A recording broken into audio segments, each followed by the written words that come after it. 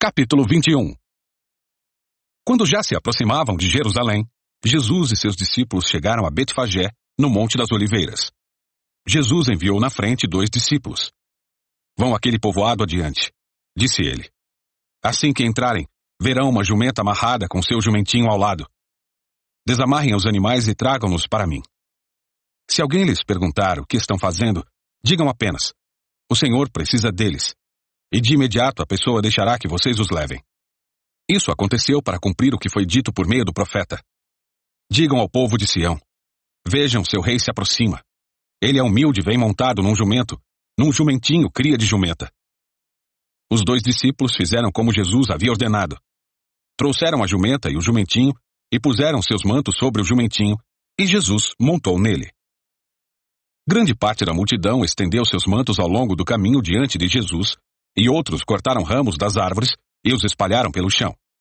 E as pessoas, tanto as que iam à frente como as que o seguiam, gritavam: Hosana, filho de Davi, bendito é o que vem em nome do Senhor. Hosana no mais alto céu. Quando Jesus entrou em Jerusalém, toda a cidade estava em grande alvoroço. Quem é este? Perguntavam.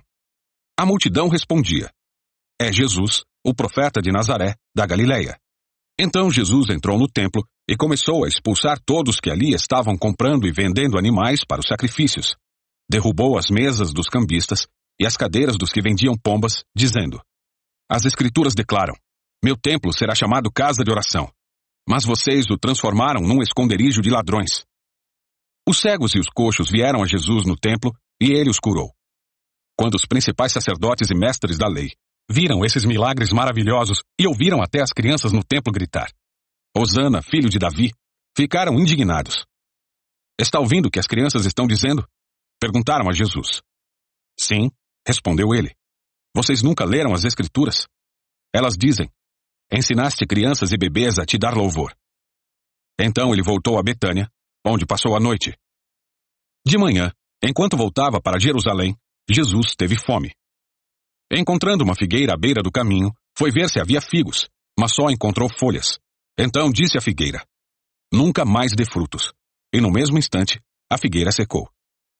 Quando os discípulos viram isso, ficaram admirados e perguntaram: como a figueira secou tão depressa? Jesus respondeu: eu lhes digo a verdade. Se vocês tiverem fé e não duvidarem, poderão fazer o mesmo que fiz com esta figueira e muito mais. Poderão até dizer a este monte: levante-se e atire-se no mar. E isso acontecerá. Se crerem, receberão qualquer coisa que pedirem em oração. Quando Jesus voltou ao templo e começou a ensinar, os principais sacerdotes e líderes do povo vieram até ele e perguntaram: com que autoridade você faz essas coisas? Quem lhe deu esse direito? Jesus respondeu: eu lhes direi com que autoridade faço essas coisas, se vocês responderem a uma pergunta. A autoridade de João para batizar vinha do céu ou era apenas humana? Eles discutiram a questão entre si. Se dissermos que vinha do céu, ele perguntará por que não cremos em João. Mas se dissermos que era apenas humana, seremos atacados pela multidão, pois todos pensam que João era profeta. Por fim, responderam a Jesus: não sabemos. E Jesus replicou: então eu também não direi com que autoridade faço essas coisas. O que acham disto? Um homem que tinha 2 filhos disse ao mais velho: filho, vá trabalhar no vinhedo hoje. O filho respondeu: não vou. Mas depois mudou de ideia e foi. Então o pai disse ao outro filho: vá você. E ele respondeu: sim, senhor, eu vou. Mas não foi. Qual dos 2 obedeceu ao pai? Eles responderam: o primeiro. Então Jesus explicou: eu lhes digo a verdade. Cobradores de impostos e prostitutas entrarão no reino de Deus antes de vocês. Pois João veio e mostrou o caminho da justiça, mas vocês não crerão nele, enquanto cobradores de impostos e prostitutas creram.